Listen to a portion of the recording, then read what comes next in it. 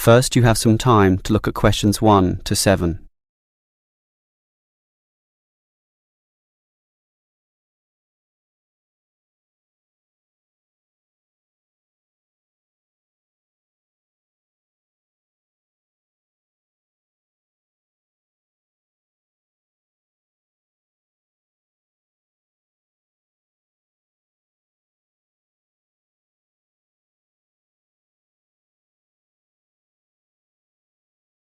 Now we shall begin. You should answer the questions as you listen, because you will not hear the recording a second time.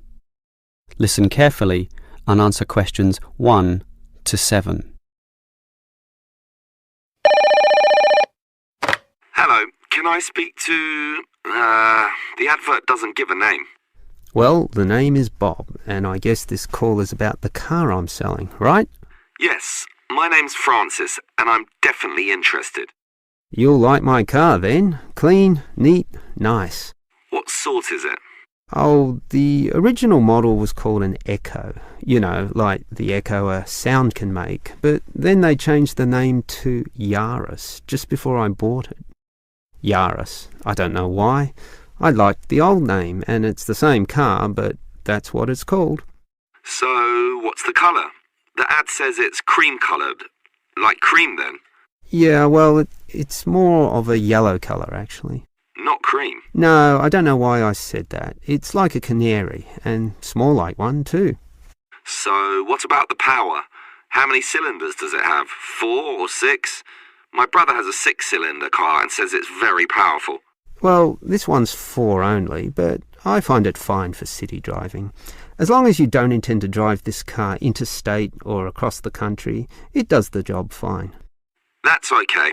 I just want the car basically for commuting to work and maybe some weekend trips. Is it 2-door or 4-door? I suppose it's not 4-door. The car's too small for that, right? Right, just 2 doors, as you say. The front seat bends forward to allow entry into the rear. That's fine by me. This car is just for my girlfriend and I anyway. What about accessories? Radio, CD player, anything else? Does it have an air conditioner? Well, no, it doesn't, but I don't find that a problem. I just open the window. I mean, if you really want, you can pay to have an AC installed. Basically, the only additional feature this car has is a radio, but it's still a great deal. That depends on the price. You say you want $12,800, right? Yep, about that. Well, obviously you expect the price to be reduced to an even figure, right? Well, I don't know. $12,000. $12,500, maybe. If you can lower it a bit, I'll come and have a look, okay? Okay. Let's say $12,400, but I won't lower it any more than that. Certainly not to $12,000. Well, if I can get that better price, I may come over this afternoon. But what year is this car? How old is it? My brother's got a 12-year-old car and it's showing problems. Well, my car was brand new only 3 years ago, but it still looks like it's only been 1 year on the road. Okay, that sounds good. Before you hear the rest of the conversation, you have some time to look at questions 8 to 10.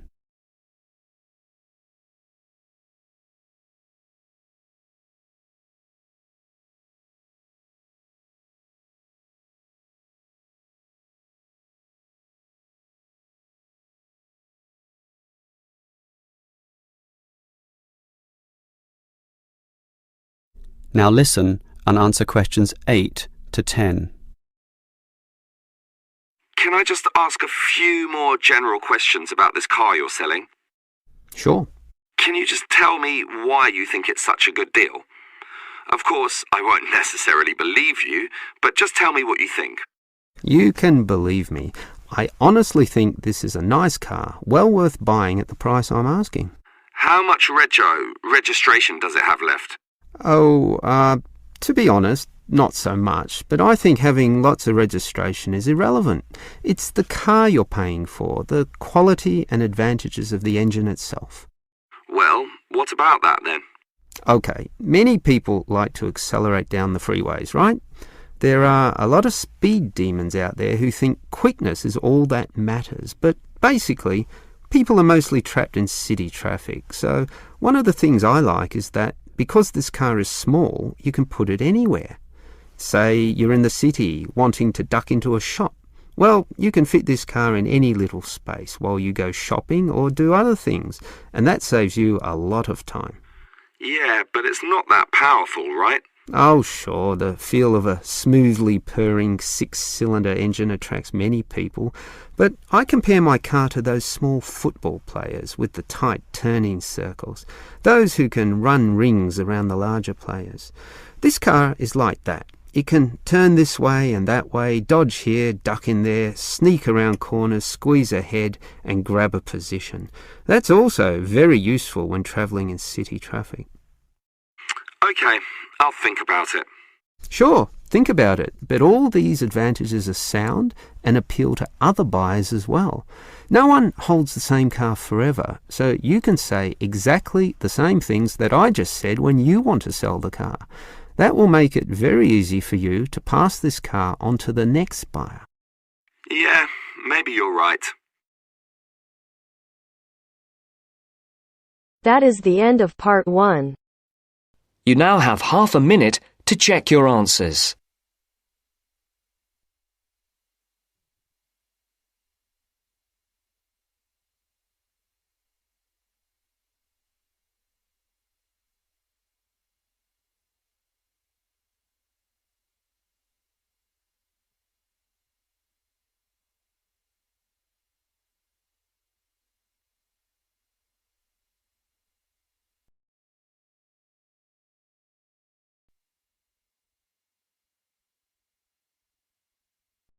Now turns to part 2.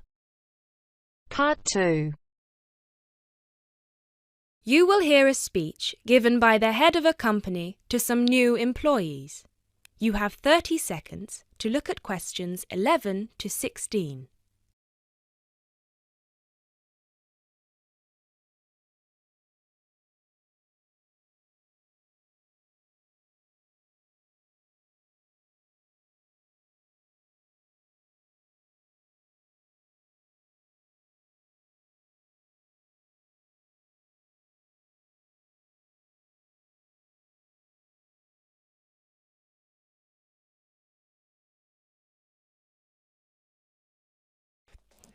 First of all, a warm welcome to Barker's Country Safaris. We're delighted to have you all on board for this season. I know you've all been told a bit about the company when you had your job interview, but I thought it would be worth telling you a bit more about ourselves. Barker's was set up 10 years ago by myself, John, and my then girlfriend and now wife, Nancy. We started it initially just as a hobby. We felt that there was a good opportunity to share our love of the countryside in this part of the world with the many visitors who come here. As you know, most people come for the beaches in the summer, but there is so much more to the region, and this is what we wanted to exploit. Nancy and I were born near here, and as teenagers we went climbing, kayaking, whitewater rafting, potholing, and just straightforward walking. This district is in our blood, and we love it. While we were still at university, we started taking small groups of visitors out into the national park in Nancy's brother's old Land Rover. We'd drive them around the back lanes and into the forest. We'd also organise rock climbing tours for friends of friends. Then, each year, without us having to advertise, people came back to us to ask for more excursions and trips. So, 5 years ago, we gave up our other jobs to focus full-time on Barker's Country Safaris. Now, 2 years after that, we set up the activity tour part of the business, and 1 year ago, we expanded into organising activities for school groups during term time. Obviously, this was a massive challenge with all the health and safety requirements, but it's proving a great success.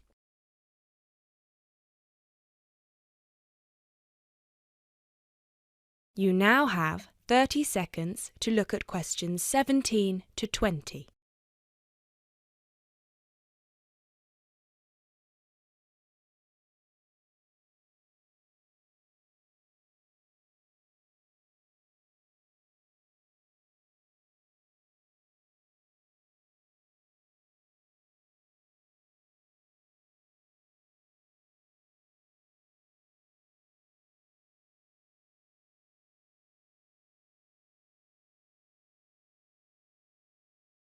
Anyway, we'll certainly not be dealing with school parties during the summer holidays.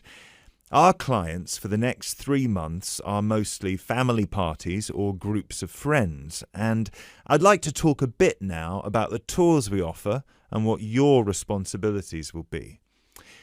Our most popular excursion is the Woodland Tour and Trail. Now, often this is sold out and we have all of our 10 jeeps in convoy with 8 people in each jeep. It's a lot of fun. These tours really offer a taster of what we can provide. So as both driver and guide, it is important that you do a good job here so they come back for the bigger tours. I will talk about the commission package later. As the summer days are so long, we have 3 tours each day, but you will not be expected to work on more than 2 of them. Morning tours start at 8 a.m. and go to midday. Afternoon tours are from 2 p.m. to 6 p.m. and then evening ones 7 p.m. to 11 p.m. All the tours follow the same route and you should have made yourselves familiar with all the key information. This was provided to you in the information pack you were sent when you accepted the job offer. This is important, so if you haven't had time yet, please do so now. Our second most popular tour is the Family Exclusive. Now, this tour is for the whole day and for only one group. Usually it is just one jeep, but sometimes there are 2 if the party is large. These tours go from 10 a.m. till 5 p.m. and include lunch at the Brown Bear in Lower Middleton. We have a number of different routes for these tours as we don't want our premium clients being made to feel that they are part of a large package deal. You will be told which route to take with your weekly schedule. Now, I'd like to move on to the specialty tour packages. These are the ones that we are keen to book people on once they've done the Woodland Tour and Trail trip.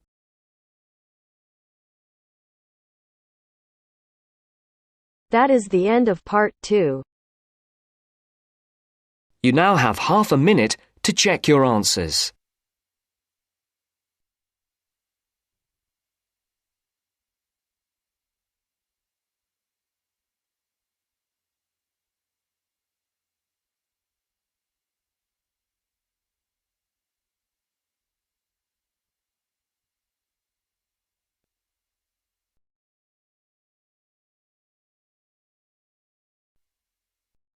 Now turns to part 3.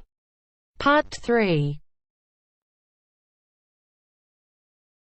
You will hear a conversation about tea between an expert and a reporter. You have 30 seconds to look at questions 21 to 24.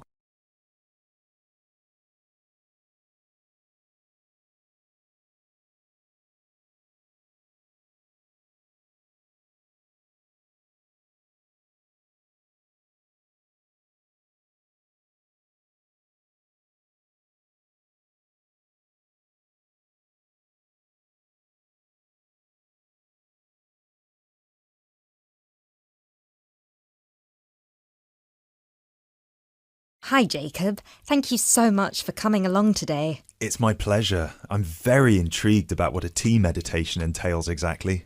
Well, it's very simple, really. I think the first thing you need to keep in mind is that it is mostly about leaving everything that you have been thinking or worrying about today to one side.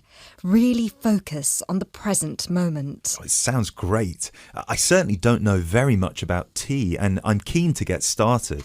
But before you go into more detail, can I ask you what your favourite kind of tea is?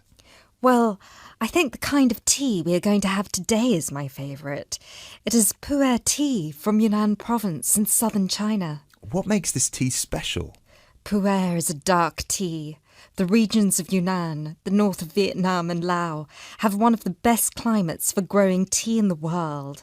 Pu'er is a post-fermented tea. Oh, what is a post-fermented tea exactly? It is a tea that has undergone a period of aging in the open air. They age the tea for days, even years. The exposure to humidity and oxygen help to oxidize the tea leaves and encourage fermentation. This changes the smell of the tea and also removes a lot of bitterness from the taste. It sounds similar to the process of aging wine.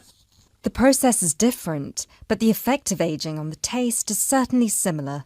Does this mean the tea can be quite expensive? Absolutely. It can be very expensive. The tea is usually pressed into balls or cakes and sold. At one time, only tea enthusiasts cared about buying these cakes, but now many people have realised that they are an investment, and so buy them like they would buy gold, because the price goes up a lot over time. Before you hear the rest of the talk, you have some time to look at questions 25 to 30.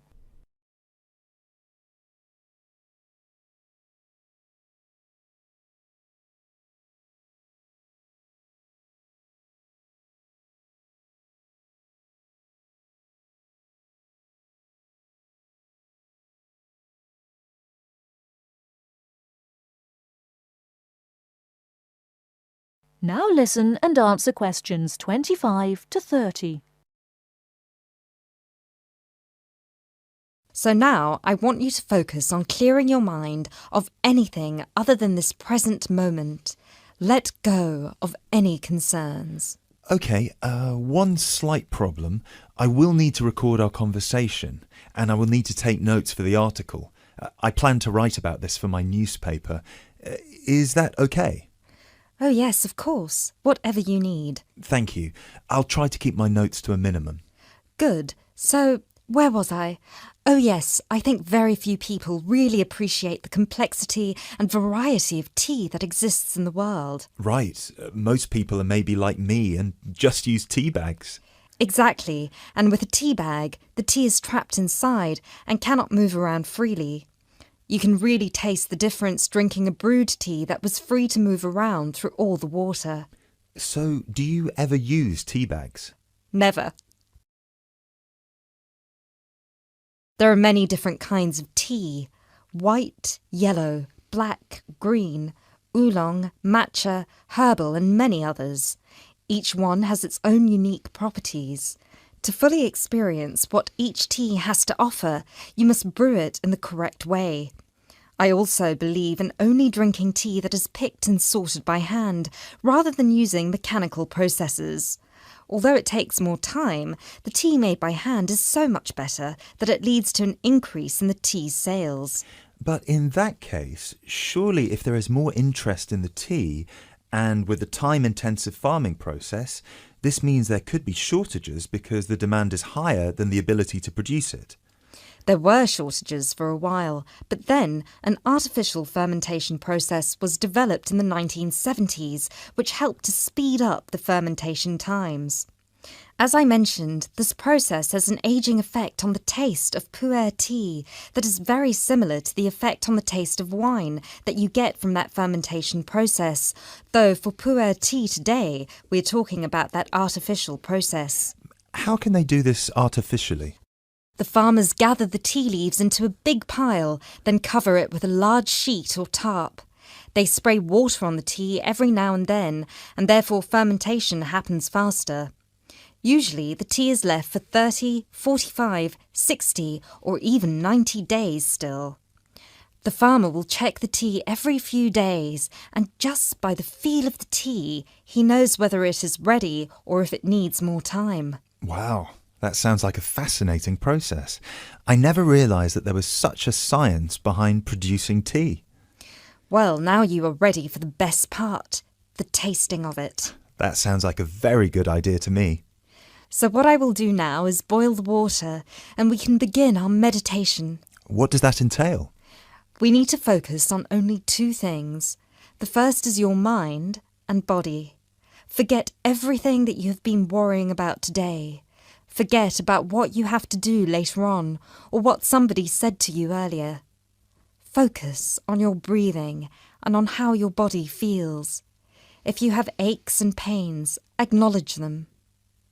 Pinpoint where there is tension in your body and try to release it. Oh, yes. I can really feel tension in my shoulders. Let it go. Close your eyes if that helps. Take deep breaths in and out. Soon we will drink the tea. When you drink it, Think about the taste and how it feels on your tongue. Is it easy to swallow the tea, or do you need to gulp it? Can you brew the tea leaves more than once? Oh yes, you can brew some teas more than 10 times. Now we will shift to noble silence, focusing only on ourselves and the tea. Enjoy.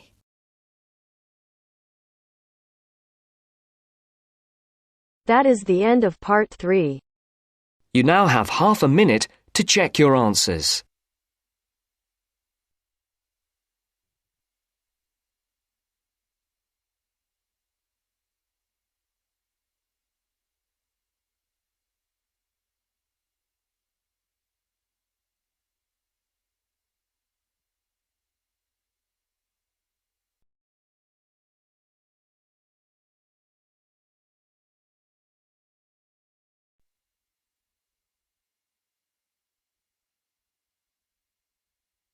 Now turns to part 4.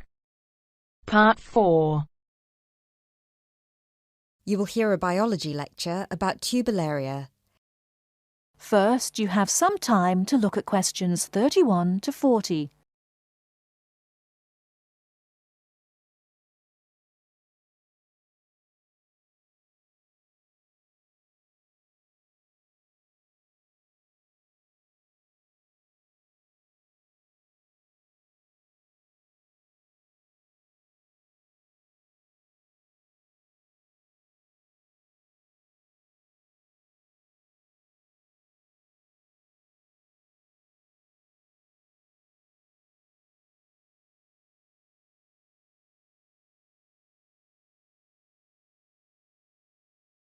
Now listen carefully and answer questions 31 to 40.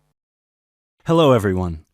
I'm glad so many people have shown up here today to hear about these fascinating little creatures called the turbellaria. My name is Dr. Baker, and I've spent 20 years researching thousands of different species of platyhelminths, what are commonly known as flatworms, both free-living and parasitic. So there are a lot of things I could tell you about these extremely interesting invertebrate, but I will try to keep it short. Turbellaria are unique amongst flatworms in 3 ways. The first one is that, unlike 80% of all platyhelminths, turbellaria do not need to secure nourishment from a living source. This means that they do not generally parasitize a host, but are instead found living freely in the environment. So, no need to worry about any of these little samples I've got here escaping and causing havoc. The second way in which they're different is that they are, well, they're incredibly simple. And by simple, I don't mean in terms of structure, as their structure is indeed quite complex, and I'll get to that later. By simple, I mean that they're not the brightest bulbs in the box. Flatworms in general are not known for their cognitive abilities, especially when compared with other invertebrates such as cuttlefish or octopuses or even insects. But amongst flatworms, turbellaria are by far the most primitive of the bunch. Finally, and this is a direct result of the first thing I mentioned, turbellaria tend to have a much more complicated sensory system in their head region. This includes a set of eyes with receptors that can detect light, as well as chemical sensory organs that assist turbellaria in locating food. Obviously, as other flatworms receive nutrition directly from their host, they have no need for this. Despite these 3 differences, however, turbellaria are quite similar to other flatworms in all sorts of other ways. First of all, as their name suggests, they're incredibly flat, which allows them to hide under stones. They're symmetrical on both sides, and they don't have a body cavity. They also don't have any specialized respiratory, skeletal, and circulatory systems.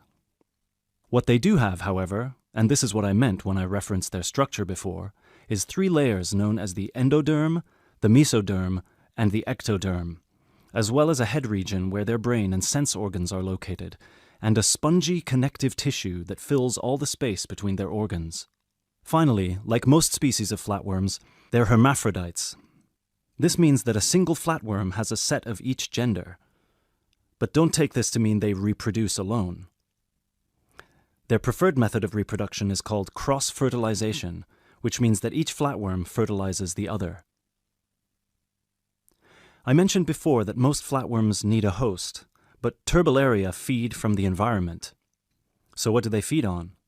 Most Turbellaria can be found either in fresh or salt water, and they feed on small insects, microscopic matter, and crustaceans. They will pretty much eat anything they find. They have no preference on whether their food is living or dead. Also, and this is the most remarkable part about their eating habits, if they ever find themselves in a situation where food is scarce, they might also feed on themselves. That's right, they'll start eating their own body, starting with the least essential muscles and organs and working their way up. They will shrink in size until they're able to find food again, at which point they'll begin to regenerate everything they've lost. One final thing about food, and apologies in advance if I disgust you, Turbellaria don't possess an anus, which means that their mouth, which is a muscular opening on the underside of their body, has to serve as one. Before I finish this presentation, one more thing you've probably heard before but weren't sure if it was a myth or not. I mentioned already that Turbellaria can reproduce on their own, but there's a second method they can use, which is known as fission. Now, as a child, you were probably told that if you cut a worm in half, it will grow into 2 new worms. That's not entirely true, but flatworms are not worms exactly, and they do have the ability to regenerate by splitting into 2, perhaps even more smaller parts, at which point each part regrows the missing organs and becomes a brand new Turbellarian. Now this is extremely important for us, and this is how I'd like to close this presentation. Because their ability to regenerate endlessly makes them virtually immortal, and it might open pathways to regeneration in human cells or slowing the human aging process, which is why scientists like myself have been studying these unique creatures, hoping to get some answers. Thank you for listening, and please come along to see me and my samples if you have any further questions.